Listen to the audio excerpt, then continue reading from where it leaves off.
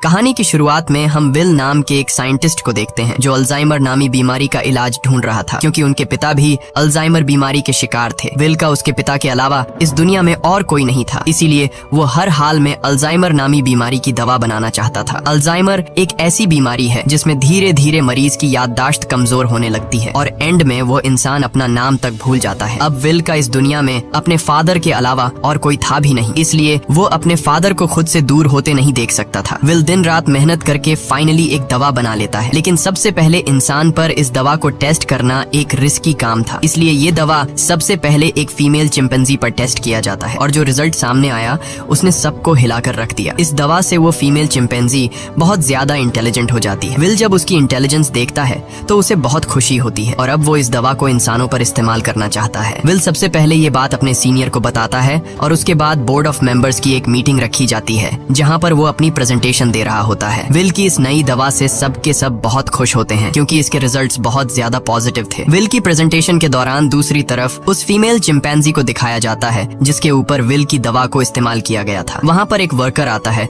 जो उसे वहाँ से दूसरी जगह शिफ्ट करना चाहता है, लेकिन आज उस चिंपैंजी का नेचर थोड़ा अलग था। वो उस जगह से दूसरी जगह शिफ्ट नहीं होना चाहती थी। जब वर्कर जबरदस्ती करता है तो उस चिंपैंजी को बहुत गुस्सा आता है। वो उस वर्कर का हाथ पकड़ लेती है और उसके बाद वहाँ से निकलकर चारों तरफ तोड़फोड़ करना शुरू कर देती है। वो काबू से बाहर हो गई और उस जगह पहुंच जाती है जहां पर बोर्ड ऑफ मेंबर्स की मीटिंग चल रही होती है। यहाँ पर विल चाहकर भी उसे कंट्रोल नहीं कर पाता क्योंकि ये चिंपैंजी बहुत ज्यादा गुस्से में होती है, इसलिए इस चिंपैंजी को गोली मारनी पड़ती है जिससे उस चिंपैंजी की मौके पर ही मौत हो गई। इस हादसे के बाद बोर्ड के मेंबर्स ने ये माना कि विल की दवा की वजह से ये चिंपैंजी एग्रेसिव हो गई थी और अब चिंपैंजी की मौत के साथ साथ विल का ये पूरा का पूरा एक्सपेरिमेंट भी पूरी तरह से खत्म हो गया है। बोर्ड के मेंबर्स ने लैब में रखे सारे चिंपैंजी को मारने का हुक्म दिया क्योंकि उन पर भी विल की बनाई हुई दवा का इस्तेमाल किया गया था। हालांकि विल अपने बॉस को कन्विंस करने की कोशिश करता है कि मेरी दवा में कोई प्रॉब्लम नहीं है, लेकिन उसका बॉस साफ साफ मना कर देता है। वो कहता है कि अगर तुम्हारी दवा में प्रॉब्लम नहीं होती तो वो चिंपैंजी इतना ज्यादा अग्रेसिव नहीं होती। विल की 5 सालों की एक्सपेरिमेंट अब जाया हो गई थी। वो अंदर लैब की तरफ जाता है, तभी उसके पास लैब का केयर टेकर आता है और उसे बताता है कि आपकी दवा में कोई भी प्रॉब्लम नहीं है। दरअसल चिंपैंजी आपकी दवा की वजह से अग्रेसिव नहीं हुई थी, बल्कि उसने उसी वक्त एक बच्चे को जन्म दिया था जिस वजह से वो गुस्से में आ गई थी क्योंकि उसे वहाँ से शिफ्ट किया जा रहा था। और अब विल को पूरी बात समझ में आ जाती है। वो वर्कर उसे कहता है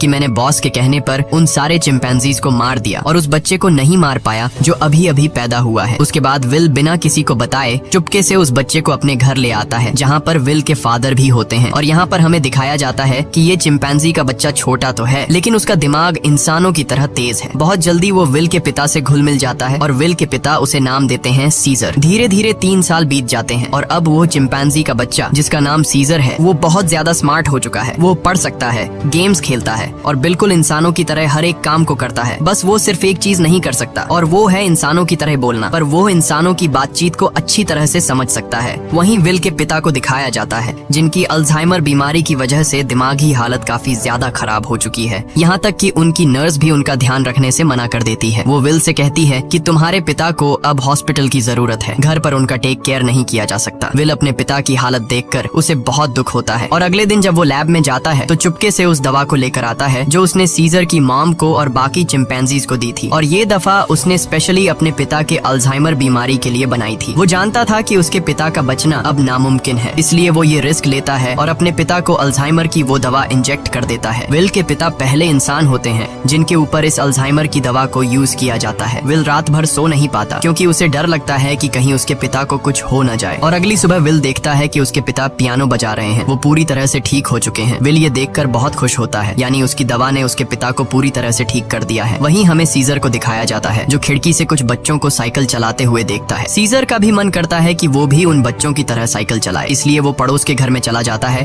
पर इस घर का मालिक बहुत ही खड़ूस इंसान था। वो सीजर को देख लेता है। अब वो सीजर को मारने के लिए बेसबॉल का बैट उठाकर उस पर हमला कर देता है, लेकिन उससे पहले कि वो उसे बुरी तरह से मारता, यहाँ पर विल और उसके पिता सीजर को बचा लेते हैं। विल पड़ोसी को समझाने की कोशिश करता है कि ये सिर्फ खेलने की कोशिश कर रहा था, इससे तुम्हें कोई खतरा नहीं है। पड़ोसी कहता है कि ये मेरे बच्चों को नुकसान पहुंचा सकता है और अगर ये बंदर का बच्चा दोबारा यहाँ पर आया तो मैं इसे मार दूंगा। यहाँ पर सीजर के पैर पर चोट लग गई होती है, इसलिए विल उसे डॉक्टर कैरोलिन के पास ले जाता है और जब कैरोलिन उसका इलाज करती है तो उसे पता चलता है कि ये बहुत ज्यादा इंटेलिजेंट है क्योंकि सीजर विल से इशारों में बात कर रहा होता है। जल्द जल्द ही विल और डॉक्टर कैरोलिन की आपस में दोस्ती हो जाती है। कैरोलिन को सीजर बहुत पसंद आ जाता है, इसलिए वो विल के घर आना शुरू कर देती है, जहाँ उसे पता चलता है कि सीजर हमेशा घर पर रहता है, उसे बाहर नहीं ले जाया जाता, इसीलिए सीजर हमेशा खिड़की से बाहर देखता रहता है। कैरोलिन विल से कहती है कि हमें उसे बाहर ले जाना चाहिए। विल को ये आइडिया पसंद आया और अगले दिन विल और कैरोलिन सीजर को पास के एक जंगल में ले गए, जिसका नाम रेडवुड है। वह खूबसूरत जंगल सीजर के लिए किसी जन्नत से कम नहीं था। सीजर को ये जगह बहुत पसंद आई और इसी तरह से 2 साल और बीत जाते हैं। अब विल और कैरोलिन एक दूसरे के साथ रिलेशनशिप में आ चुके हैं। सीजर भी अब बड़ा हो चुका है और ये लोग हमेशा उस जंगल में आते। एक दिन जब ये लोग रेडवुड जंगल में होते हैं तो वहाँ एक फैमिली आती है जिनके पास एक डॉग होता है जिसके गले में पट्टा बांधा गया होता है। वह डॉग सीजर पर भौंकने लग जाता है, जिसे देखकर सीजर बहुत ज्यादा मायूस हो जाता है। सीजर इसलिए मायूस नहीं होता कि डॉग ने उस पर भौंका, बल्कि वो डॉग के गले में पट्टा देख लेता है और पट्टा तो उसके गले में भी विल ने बांधा था। वो विल से इशारे में पूछता है, क्या मैं तुम्हारा कोई पालतू जानवर हूँ? जिस पर विल जवाब देता है, नहीं, तुम पालतू नहीं हो, तुम मेरे बेटे हो। पर सीजर अब समझदार हो चुका था। वो अपने बारे में जानना चाहता था कि वो कौन है और कहाँ से आया है, इसलिए विल सीजर को अपनी लैब के बाहर ले जाता है और बताता है कि तुम्हारी मॉम यहाँ पर थी, हमने उसके ऊपर एक दवा का इस्तेमाल किया था और उसी दवा की वजह से आज तुम इतने ज्यादा इंटेलिजेंट हो। अब सीजर को अपने बारे में सब कुछ पता चल चुका है। इसके बाद ये लोग घर आते हैं जहाँ पर विल के पिता को दिखाया जाता है, जिनकी अल्जाइमर बीमारी अब वापस पहले जैसी हो चुकी है। वो चम्मच के उल्टे तरफ से खाना खाने लगा। विल समझ गया कि अब इस दवा ने उसके पिता के दिमाग पर असर करना छोड़ दिया है। इस बात से विल बहुत परेशान होता है और जब विल काम पर गया होता है तो विल के पिता का गाड़ी चलाने का मूड हो जाता है, लेकिन अल्जाइमर बीमारी की वजह से वो भूल चुके होते हैं कि गाड़ी को ड्राइव कैसे किया जाता है। जब वो कार स्टार्ट करता है तो उसे कार कंट्रोल नहीं हो पाती, इसलिए वो सीधा जाकर अपने पड़ोसी की गाड़ी को टक्कर मार देता है। पड़ोसी जब यह सब कुछ देखता है तो वो जल्दी से बाहर आ जाता है। ये वही पड़ोसी है जिसने कुछ साल पहले सीजर को मारा था और अब वो विल के पिता को कॉलर से पकड़कर गाड़ी से बाहर निकालता है, उन्हें मारने लगता है। तभी अचानक खिड़की से सीजर की नजर उन पर पड़ती है और जब वह देखता है कि उनका पड़ोसी विल के पिता को मार रहा है तो वह अपने आप को कंट्रोल नहीं कर पाता। वो बाहर आता है और उस पर हमला कर देता है। सीजर इतना गुस्से में आ गया होता है कि वो उस पड़ोसी की उंगली काट लेता है, जिसके बाद उनका पड़ोसी विल के चिंपैंजी सीजर पर कोर्ट में केस करता है। इसीलिए कोर्ट ये फैसला करती है कि अब सीजर को घर पर नहीं रखा जा सकता। तब यहाँ एनिमल कंट्रोल टीम आती है और वो सीजर को उस जगह ले जाते हैं जहाँ पर और भी चिंपैंजीज रहते हैं। सीजर को लगा कि वो यहाँ घूमने के लिए आया है, इसलिए वो एक्टिविटी हॉल को देखकर खुश था, लेकिन उसे पता नहीं था कि अब वो यहाँ हमेशा के लिए कैद रहने वाला है। सीजर जब विल को यहाँ से जाते देखता है तो वो उसके पास दौड़कर आता है, लेकिन अब सीजर उस जगह में कैद हो चुका था। सीजर विल के पास आया और शीशे के दूसरी ओर से इशारे करने लगा कि मुझे भी अपने साथ ले चलो, लेकिन विल मजबूर है और वो कहता है कि तुम्हें अब यहीं पर रहना होगा। इस बात से सीजर को बहुत दुख होता है और विल उसे यहीं पर छोड़कर चला जाता है। दूसरी तरफ विल के पिता को दिखाया जाता है जो एक बार फिर पूरी तरह से अल्जाइमर के शिकार हो चुके हैं और विल अब पहले से भी ज्यादा स्ट्रॉन्ग दवा बनाएगा ताकि वह अपने पिता की बीमारी को हमेशा के लिए ठीक कर दे। विल यह बात अपने बॉस को बताता है कि वह दवा जो मैंने पहले बनाई थी मैंने अपने पिता के ऊपर इस्तेमाल की थी। वो पूरी तरह से ठीक हो गए थे, लेकिन ज्यादा वक्त तक नहीं। अब वो दोबारा से कमजोर हो रहे हैं, इसलिए अब मैं पहले से भी ज्यादा स्ट्रॉन्ग दवा बनाना चाहता हूँ। उसका बॉस उसे इजाजत दे देता है। दूसरी तरफ सीजर को दिखाया जाता है जो बहुत ही ज्यादा उदास था। उसे उम्मीद थी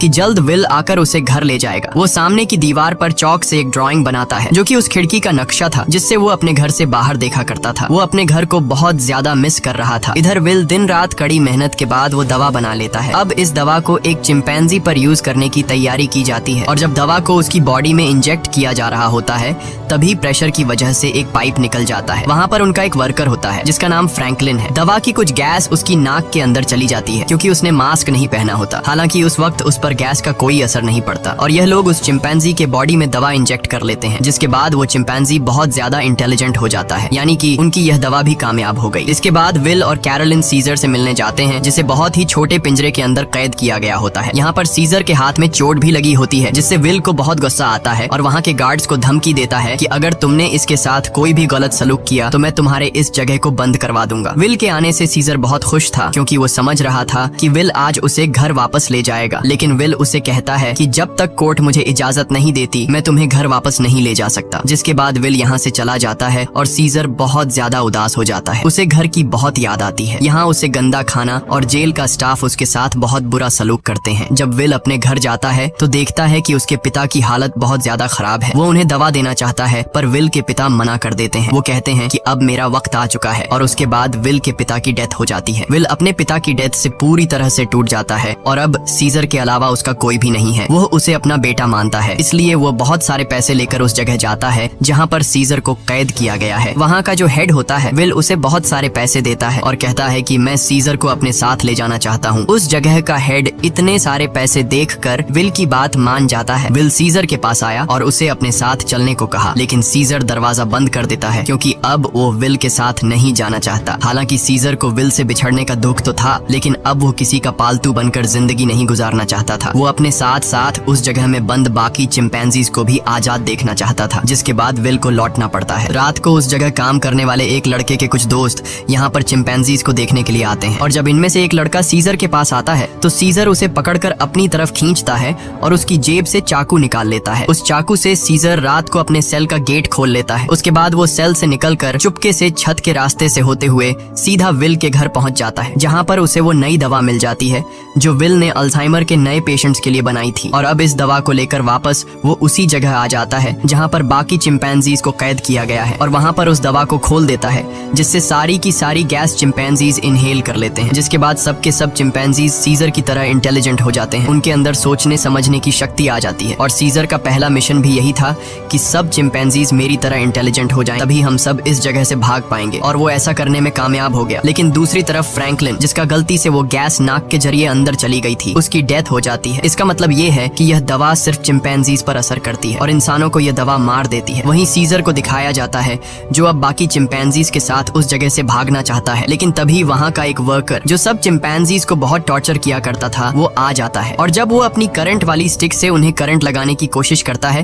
तो सीजर उसका हाथ पकड़ लेता है। वो कहता है कि अपने गंदे हाथ मुझसे दूर रखो, और यहाँ पर पहली बार सीजर बोलता है नो। इसके बाद सीजर उसे पंच मारकर वहीं पर गिरा देता है और बाकी सब चिंपैंजीज को आजाद कर देता है। वह वर्कर उठकर एक बार फिर से अपनी इलेक्ट्रिक स्टिक लेकर उनकी तरफ बढ़ता है, लेकिन सीजर उस पर प्रेशर से पानी खोल देता है जिससे उसे करंट लगने से उसकी मौत हो जाती है। इसके बाद सीजर सब चिंपैंजीज को लेकर पास के एक जू में पहुंच जाता है। वो वहाँ के सभी चिंपैंजीज को आजाद करके अपनी टीम में शामिल कर लेता है, और अब ये सब के सब विल की लैब में पहुंच जाते हैं। वहाँ पर भी बहुत सारे चिंपैंजीज होते हैं, ये उन्हें भी आजाद कर देते हैं, और अब इन सब की एक टीम बन चुकी है। वहीं विल, जिसे सीजर की बहुत ज्यादा याद आती है, वह उस जगह कॉल करता है जहाँ पर सीजर को कैद कर रखा गया था, पर उसका कॉल कोई रिसीव नहीं करता। इसलिए वह जल्दी से कैरोलिन के साथ वहाँ पर पहुंच जाता है। वो देखते हैं कि यहाँ पर तो एक भी चिंपैंजी मौजूद नहीं। तभी उन्हें एक जख्मी वर्कर दिखाई देता है। विल उससे पूछता है कि यहाँ पर क्या हुआ। वह बताता है कि तुम्हारा सीजर सबको अपने साथ ले गया और वह पहली बार बोला भी था। ये सुनकर विल बहुत ज्यादा परेशान हो जाता है, और अब वह समझ जाता है कि सीजर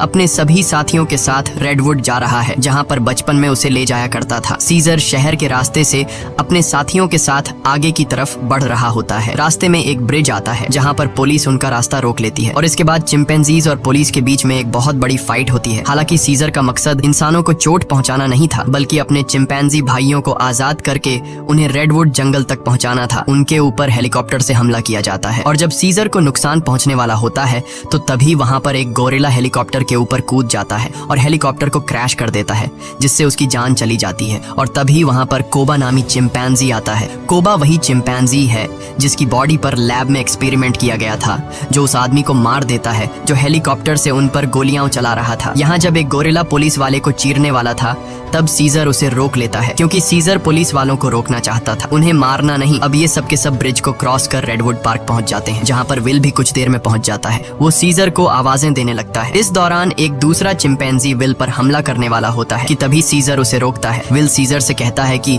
तुम मेरे साथ घर चलो, नाराजगी छोड़ दो, नहीं तो पुलिस तुम सबको मार देगी। सीजर विल को अपने गले लगाता है और उसके कान में कहता है कि अब यही मेरा घर है, और विल समझ जाता है कि सीजर को उसकी दुनिया मिल चुकी है, वह उसके साथ लौट कर नहीं आएगा। विल सीजर से कहता है ठीक है, ये तुम्हारी जिंदगी है, जी लो इसे। जिसके बाद विल सीजर को यहीं छोड़कर चला जाता है। अब सीजर और उसके साथियों की यह एक नई दुनिया है और सीजर इन सब का लीडर है। वहीं हमें विल के पड़ोसी को दिखाया जाता है जिसकी उंगली सीजर ने काटी थी और अचानक उसकी नाक से खून निकलने लगता है। दरअसल फ्रैंकलिन, जो विल का कोलीग था जिसने एक्सपेरिमेंट के दौरान गैस इनहेल कर ली थी, वो ये सब कुछ बताने के लिए विल के घर आया था, लेकिन विल घर पर न होने की वजह से फ्रैंकलिन उसके पड़ोसी के पास गया। अचानक उसे खांसी आई जिससे खून के छींटे उसके ऊपर गिर गए और अब ये भी उस वायरस से इन्फेक्टेड है। दरअसल ये एक पायलट होता है जो कि इंटरनेशनल फ्लाइट्स उड़ाता है। इसका मतलब ये वायरस पूरी दुनिया में फैला देगा, जिससे पूरी दुनिया बदल जाएगी। और होता भी ऐसा ही है। इस मूवी का सेकंड पार्ट 2014 में आया था, जिसमें दिखाया जाता है कि वायरस को फैले हुए आज 10 साल हो चुके हैं और दुनिया से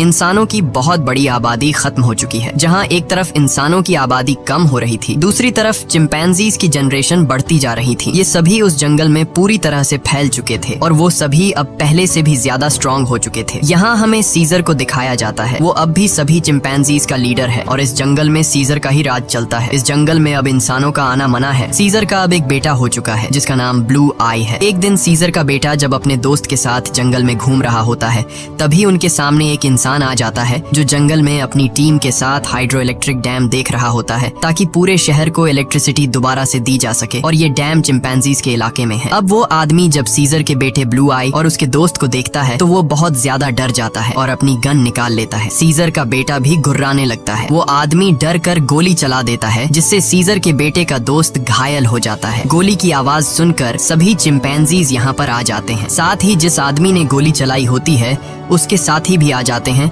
जो यहाँ पर डैम ढूंढ रहे होते हैं। चिंपैंजीज उन्हें मारना चाहते हैं। वो सब उन लोगों पर बहुत ज्यादा गुस्सा होते हैं। तभी इंसानों के ग्रुप का लीडर आगे आता है जिसका नाम मैल्कम है। वो सीजर से बात करता है। वो उसे बताता है कि हम यहाँ पर किसी को नुकसान पहुँचाने के लिए नहीं आए, हम तो बस यहाँ सिर्फ शहर की बिजली ठीक करने के लिए डैम ढूंढ रहे हैं। सीजर उससे कहता है चलो ठीक है, इस बार तुम आ गए लेकिन दोबारा यहाँ पर मत आना, तुम सब यहाँ से चले जाओ। अब वो सब के सब यहाँ से चले जाते हैं और इन्हीं चिंपैंजीज में जो कोबा होता है, जिसके ऊपर कभी इंसानों ने एक्सपेरिमेंट्स किए थे, जो इंसानों से बहुत ज्यादा नफरत करता है, वो सभी चिंपैंजीज से कहता है कि इंसान दोबारा से हमारे इलाके में आ गए हैं, वो हमें फिर से नुकसान पहुंचाएंगे, इसलिए इंसानों को हमें अपनी ताकत दिखानी होगी। और सीजर भी अब उसकी बातों में आ जाता है और ये सब तय करते हैं कि ये इंसानों की बस्ती में जाएंगे। और अब सीजर अपने घोड़े पर बैठकर सबके आगे होता है, उसके साथ सभी चिंपैंजीज इंसानों के इलाके में जाते हैं। यहाँ पर दिखाया जाता है कि जो पहले रोशनियों से चमकने वाला एक खूबसूरत शहर हुआ करता था, अब वो पूरी तरह से वीरान हो चुका है। यहाँ पर टेक्नोलॉजी और बहुत सारी चीजें अब पूरी तरह से खत्म हो चुकी हैं। सीजर अपनी पूरी सेना को लेकर इंसानों के इलाके में पहुंच जाता है, जहाँ पर मैल्कम एक बार फिर से सीजर के सामने आता है और वो सीजर से कहता है कि हम तुमसे माफी मांग चुके हैं। सीजर कहता है कि आज के बाद अगर हमारे इलाके में कोई भी आया तो हम उसे मार देंगे। हम युद्ध नहीं चाहते, लेकिन अगर इंसानों ने दोबारा हमारे इलाके में आने की कोशिश की तो हम किसी को नहीं छोड़ेंगे। यहाँ पर कोबा भी होता है। कोबा चाहता है कि वो इंसानों से युद्ध लड़े, लेकिन सीजर इंसानों को वार्निंग देकर यहाँ से पूरी सेना के साथ निकल जाता है। वही मैल्कम को दिखाया जाता है जो बहुत ज्यादा परेशान होता है क्योंकि जिस जगह में ये लोग रह रहे थे वहाँ पर बिजली नहीं थी और उनका पावर प्लांट खास उसी जगह में था जहाँ पर चिंपैंजीज का इलाका था। वहाँ पर जाना मतलब अपनी मौत को दावत देना है, लेकिन सारी जिंदगी ये लोग बिना इलेक्ट्रिसिटी के तो नहीं रह सकते थे, इसलिए उन्हें हर हाल में वहाँ पर जाकर बिजली ठीक करनी थी। मैल्कम अपने सीनियर से कहता है कि हमें एक बार सीजर से बात करके देखना चाहिए, क्या पता वो हमारी तकलीफ को समझ ले। जिसके बाद मैल्कम अपनी फैमिली और एक ग्रुप लेकर वहाँ जंगल के बाहर पहुँच जाता है। मैल्कम जब सीजर को अपनी सारी सिचुएशन बताता है तो सीजर समझ जाता है क्योंकि वो इंसानों के साथ रह चुका है। उसे पता है कि इलेक्ट्रिसिटी का मतलब क्या है और इंसानों के लिए वो कितनी जरूरी है। सीजर कहता है ठीक है, तुम लोग अंदर आ सकते हो, मगर एक शर्त पर, तुम्हें सारे हथियार हमारे हवाले करने होंगे। मैल्कम मान जाता है और अब अपनी टीम के साथ वो उस जगह पहुंच जाता है जहां पर पावर प्लांट है और इसके बाद ये लोग वहां पर काम करना शुरू कर देते हैं। मैल्कम की वाइफ और उसका बेटा चिंपैंजीज के बच्चों से बहुत जल्दी घुल मिल जाते हैं और जब ये लोग पावर प्लांट पर काम कर रहे होते हैं तभी एक चिंपैंजी को वहां पर छुपी हुई एक गन मिलती है और वो गन सीधा वो लेकर जाता है सीजर के पास। और जब सीजर को पता चलता है कि इंसान अपने साथ छुपाकर यहाँ पर गन लाए हैं तो उसका गुस्सा एक बार फिर से भड़क जाता है और वो मैल्कम और उसके साथियों से कहता है तुम जंगल छोड़कर चले जाओ। लेकिन तभी सीजर को पता चलता है कि उसकी पत्नी जो बहुत लंबे समय से बीमार थी, मैल्कम की पत्नी ने उसे दवा दी थी जिससे अब वो पूरी तरह से ठीक हो गई। ये देखकर सीजर इंसानों को एक और मौका देता है। वो कहता है तुम्हारे पास एक दिन और है, तुम इस पूरे पावर प्लांट को ठीक कर सकते हो और इसके बाद यहाँ से चले जाना। दरअसल मैल्कम का एक साथी जो कभी एक पुलिस ऑफिसर हुआ करता था, उसे चिंपैंजीज पर बिल्कुल भरोसा नहीं है। वो उनसे नफरत करता है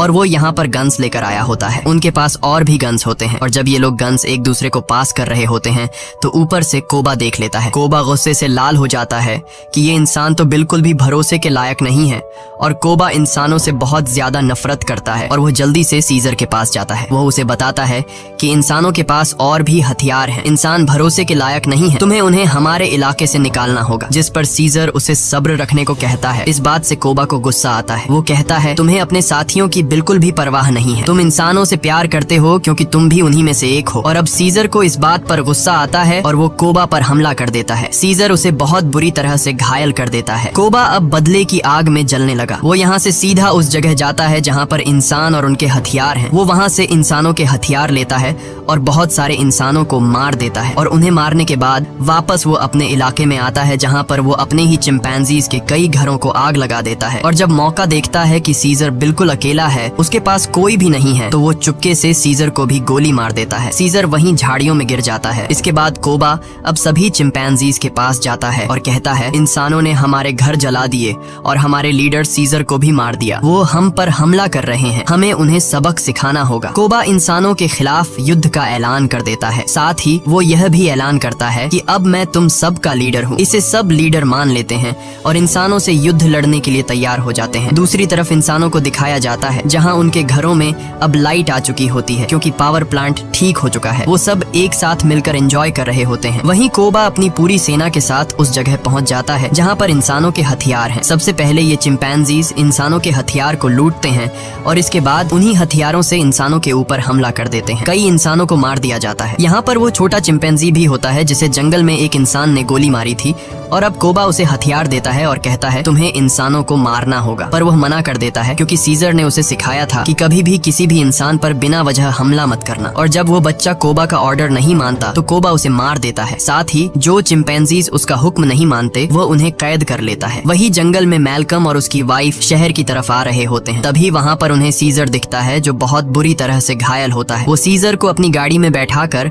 अपने घर ले आते हैं। वो उसका ट्रीटमेंट करते हैं और सीजर का अच्छी तरह से ख्याल रखते हैं जिससे सीजर की जान में दोबारा जान आ जाती है। सीजर के होश में आने के बाद वो उन्हें बताता है कि मेरे पर हमला मेरे साथी ने किया है जिसका नाम है कोबा। मैल्कम को भी यहाँ पर पूरी बात समझ में आ जाती है। सीजर पूरी तरह से ठीक नहीं था, इसीलिए उसे पूरी तरह से रिकवर करने के लिए मैल्कम मेडिसिन लाने के लिए स्टोर पर जाता है और तभी उसके सामने सीजर का बेटा आ जाता है जिसके हाथ में गन होती है। वो मैल्कम को शूट करने वाला होता है कि मैल्कम उसे बता देता है, तुम्हारे पिता सीजर अब भी जिंदा हैं। वो हमारे पास हैं और उन्हें और किसी ने नहीं बल्कि कोबा ने शूट किया है। इसके बाद मैल्कम सीजर के बेटे को अपने घर ले आता है। वो अपने पिता को जिंदा देखकर बहुत खुश हो जाता है। जहाँ पर सीजर का बेटा सीजर को बताता है कि किस तरह से कोबा ने अपने आप को लीडर बनाया और उसने बाहर की दुनिया में मासूम लोगों की जान ली। सीजर के बेटे को भी अब पता चल चुका है कि उसके पिता सीजर पर और किसी ने नहीं बल्कि कोबा ने गोली चलाई थी। इसीलिए अब वह वापस उसी जगह जाता है जहाँ पर कोबा ने इंसानों को और बहुत सारे चिंपैंजीज को बंदी बनाकर रखा है। सीजर का बेटा सबको आजाद कर देता है। मैल्कम भी उनका साथ देता है और वो उन सबको टावर के अंदर ले आता है जहाँ पर उसकी मुलाकात वही पुलिस ऑफिसर से होती है। वह ऑफिसर मैल्कम को बताता है कि इलेक्ट्रिसिटी आने के बाद मैंने रेडियो से आर्मी के साथ कांटेक्ट कर लिया है और बहुत जल्द बहुत बड़ी आर्मी की सेना यहाँ पर आने वाली है जो सभी चिंपैंजीज का खात्मा कर देगी। साथ ही वह यह भी बताता है कि मैंने टावर के ऊपर बहुत सारे बॉम्ब्स को फिट कर दिया है ताकि जब चिंपैंजीज टावर के ऊपर चढ़ेंगे तो मैं बॉम्ब को ब्लास्ट करके उन सब चिंपैंजीज को मार दूंगा। हालांकि इसमें उसकी खुद भी जान चली जाएगी। उसके हाथ में रिमोट कंट्रोल होता है और अब ये देखने के बाद मैल्कम और सभी इंसान वहाँ से भागना शुरू कर देते हैं। वहीं सीजर को दिखाया जाता है जो अब यहाँ पर पहुँच चुका है। उसका सामना कोबा से होता है और कोबा और उसके बीच फाइट शुरू हो जाती है। सीजर को जिंदा देखकर बाकी चिंपैंजीज भी कोबा की गद्दारी को जान चुके हैं। वहीं हमें उस पुलिस ऑफिसर को दिखाया जाता है जो टाउन के एक हिस्से को बॉम्ब से ब्लास्ट कर देता है जिसमें कई सारे चिंपैंजीज मारे जाते हैं। लेकिन कोबा, सीजर और उसके कई साथी अब भी जिंदा हैं। जब कोबा देखता है कि बहुत सारे चिंपैंजीज वापस सीजर को सपोर्ट करने लगे हैं तो वह उन सब पर गोलियां चलाना शुरू कर देता है। तभी सीजर काफी ऊंचाई से कोबा पर हमला कर देता है और उसे बिल्डिंग से नीचे धकेल देता है। कोबा लोहे की रॉड से लटक जाता है। अब वह सीजर से कहता है, प्लीज मुझे बचा लो, जिसके बाद सीजर उसका हाथ पकड़ लेता है। लेकिन कोबा ने जो किया है उसे माफ नहीं किया जा सकता। इसीलिए सीजर उसका हाथ छोड़कर उसे नीचे गिरा देता है जिससे उसकी मौत हो जाती है। और अब मैल्कम और सीजर एक दूसरे के सामने होते हैं। ये दोनों एक दूसरे से हाथ मिलाते हैं, यानी कि यह दोनों अब अच्छे दोस्त हैं जैसे कभी सीजर विल का हुआ करता था। मैल्कम सीजर को बताता है कि बहुत जल्दी यहाँ पर आर्मी आने वाली है, तुम सबको यहाँ से निकलना होगा ताकि इस जंग को रोका जा सके। सीजर कहता है कि अब इंसानों और चिंपैंजीज के बीच जो वॉर है उसे कभी खत्म नहीं किया जा सकता। इसी के साथ यह कहानी खत्म हो जाती है। अगर वीडियो आपको अच्छी लगी हो तो हमारे चैनल को सब्सक्राइब और वीडियो को लाइक जरूर कीजिएगा।